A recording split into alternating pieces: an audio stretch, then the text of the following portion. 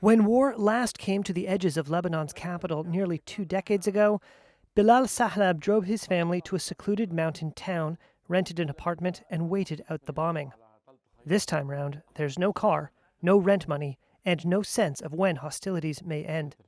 A 5-year economic meltdown has devalued the pound, cost him his savings, bringing his monthly salary down from more than $5,000 to barely $500.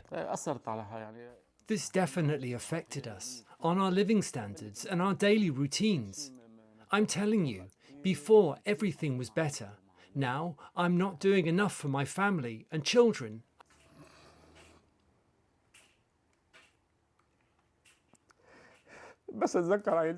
I mean, just remembering my family, how they were affected.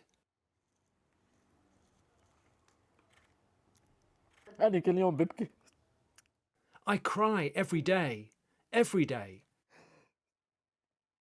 He sent his wife and children to live with his in-laws for their safety, while he stayed in Dahia to keep working.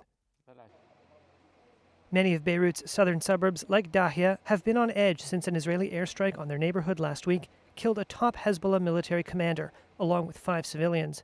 That same day, the leader of Palestinian militant group Hamas was also assassinated in Tehran. Hezbollah and other allies of Iran have vowed to retaliate against Israel.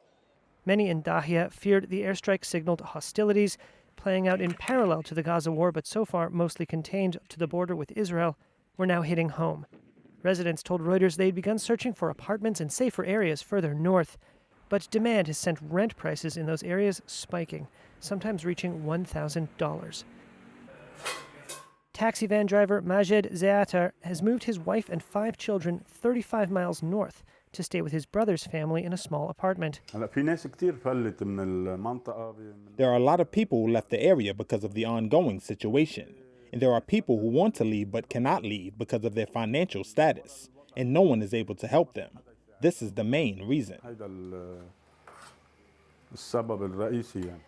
But those like Bilal Sahlab hope tensions across the Middle East will cool. Now it's a psychological war more than a normal war.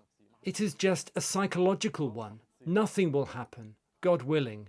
The war will not happen.